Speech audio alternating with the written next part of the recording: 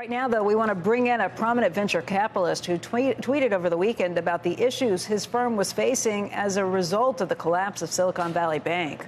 Alexis Ohanian is the co-founder of Reddit and the founder of venture firm 776. And Alexis, I know this was a busy weekend for you. You want to walk us through what you were dealing with over the last 72 hours or so?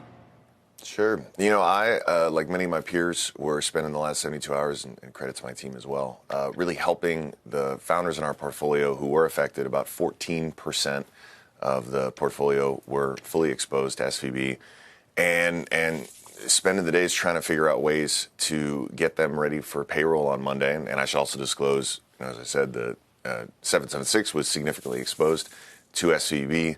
And I sit here, feeling a sigh of relief that the government stepped up, that the Fed, you know, made sure to backstop this at zero cost to taxpayers, which I think is important. And everyone can sort of take a breath after the last 3 days. I think most folks in tech and probably also finance are breathing a sigh of relief here.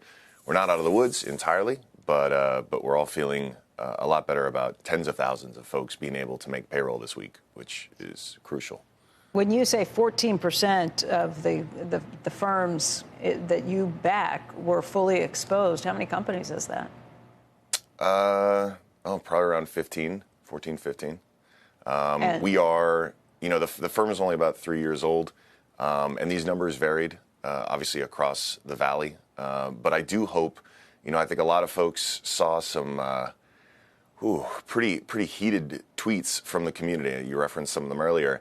I do hope the very same folks using their platforms to spread alarm and concern are also going to use those platforms to say, you know, thank you and appreciate the fact that, you know, Secretary Yellen, the Fed, President Biden stepped up here because it was a crucial need. And, you know, credit to folks, Congressman Ro Khanna, and folks going to get the word out both publicly and behind the scenes to actually get some work done here.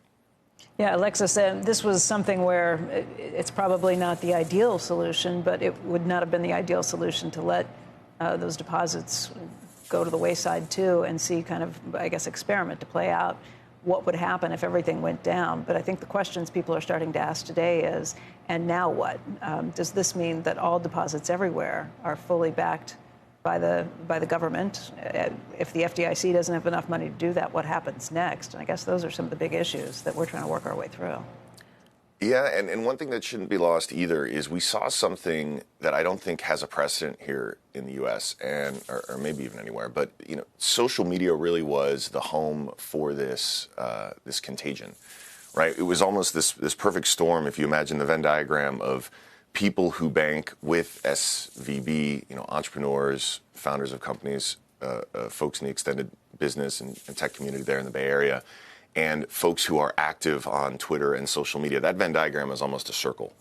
And what we saw there is something that I think we're all, I hope, going to walk away from a lot more mindful because you put founders, you know, in situations where within hours, they were making really tough calls, knowing that, you know, these are not CEOs who are riding around on private jets, right? The vast majority of these founders are still trying to build up companies and solve really big problems, fighting cancer, climate tech, and need to make sure that they can make payroll under this sort of duressful situation where, look, the legacy of SVB was for decades, they found a way to back entrepreneurs when very few other banks would, without maybe either some help from daddy or a personal guarantee. You know, entrepreneurs weren't getting backing access, and SVB was that. And I think I'm also curious to see what fills in that gap now, because I do think the big four long term are going to be winners for companies once they've raised, you know, tens of millions of dollars. But, you know, I'm in the business of being the very first check into entrepreneurs' companies. So we're talking hundreds of thousands of dollars to maybe a few million at most.